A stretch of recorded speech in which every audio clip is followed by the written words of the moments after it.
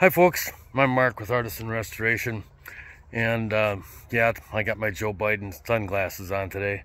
Anyhow, I'm out here mapping out a log cabin that's gonna be sold to a fella down in Scottsdale, Arizona. And let me take you for a little view around this place. This is the east side, which it looks like it's sustained the most damage due to leaky windows or leaky chinking. It had several layers of siding on it, anyway, when the siding goes on, they put exterior extensions on the window frames, and they didn't have very good caulk in those days. So anyway, this side's probably going to get a fireplace on it right in the middle, so that's not a big deal. This is the markings on the logs. The north side is on my right, and the east side is to the left. And these are some really huge logs. I'm really impressed with them. They're 7.5 to 8 inches thick, and some of them are 16 inches tall, which is really kind of rare. They got some skinnier ones up there on the top, which makes sense because they were probably a lot lighter. Anyhow, let's go around the other side. It'll be a little bit easier. It's 18 foot 11.5 wide, and I should check the top. Sometimes they vary from top to bottom a little bit, but we need the base dimensions for the foundation, obviously. You can see old mortises here from days gone by when they had short people, I guess. Those put the ceiling at about 7'4", 7'5", and they took out all the floor joists and they raised them up to a little over 8 feet. And they didn't go through all the trouble of putting mortises in the logs. They just put a 2x4 ledger board on these things and nailed the bejeebers out of it. And they're only 2x8 floor joists. They're surely not strong enough to span across this whole structure, but they probably had some interior walls here because they didn't need as big a bedrooms as we do today, I think. Anyhow,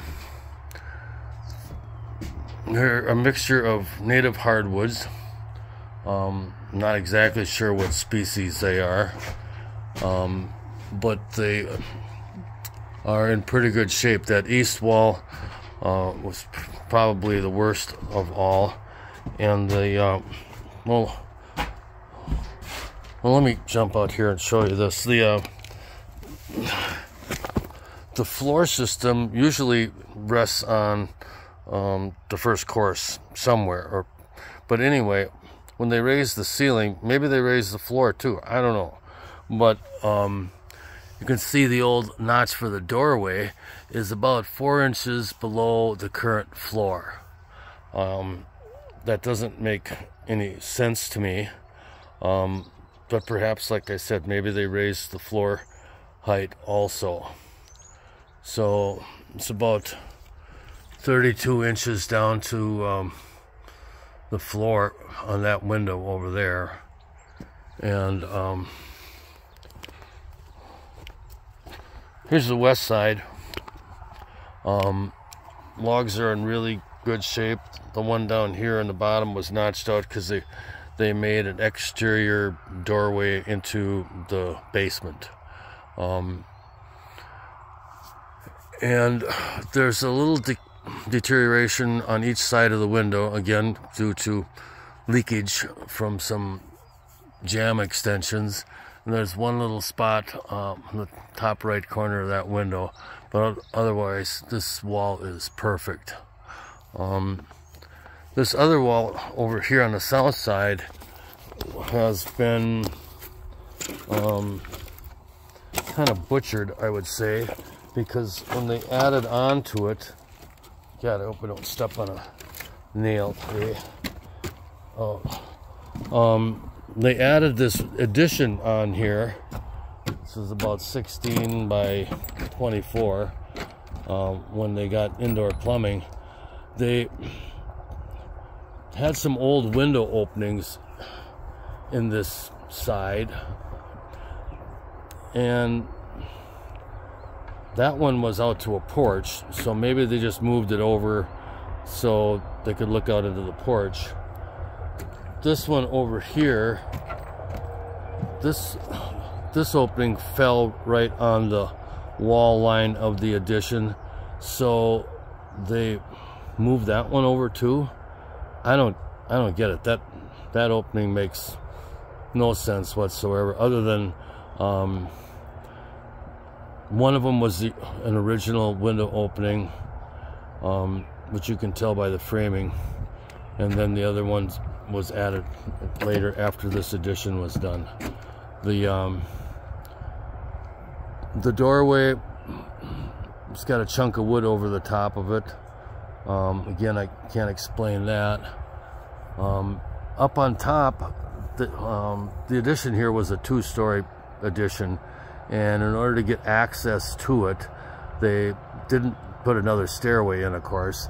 They cut those logs out. So we got about, I think it's about 9 foot on that side and 13 foot on this other side over here.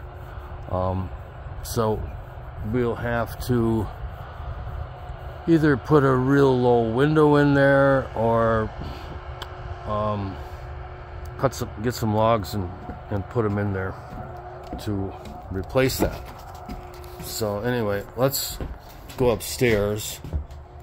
Here's where the looks where the chimney landed here, because the floor upstairs is totally missing in this area, and chimney's still standing down here, and it's gone up here. So I suspect that's why this little hole in the floor is here today. But anyway, we got about a 45-inch knee wall up here, which is way above my knees anyhow, and it's a good height. We usually put a couple of 2-bys up on top here, bring it up a little more, and also helps to level it. This one here is only bowed out about 1 inch, and it's got a little crown in it. But anyhow, that's pretty easy to straighten with our log straightener. Over here, they're pushed out because obviously they're all cut off, and the weight of the snow and so forth on the roof pushed them out a little bit, but we can pull those back in position real easy. So anyway, this is the cabin that I don't know, I think we'll call it Lester Prairie. I think that's one of the closest towns. Anyhow, oh, here comes my faithful companion, Buddy, the gun-shy hunting dog. He's hunting for varmints here, I guess. So I think that's pretty much it for the inspection here. Rest of it's going to be coming down this week and get put on my trailer, which is waiting over here.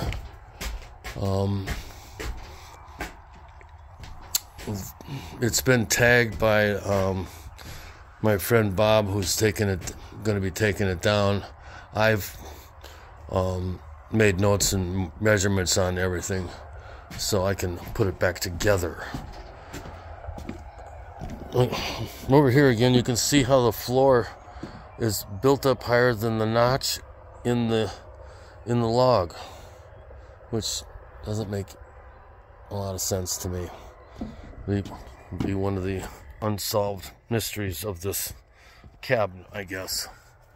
So anyhow, thanks for watching, folks, and we'll be putting it back together and taking it up to Silver Lake, I think.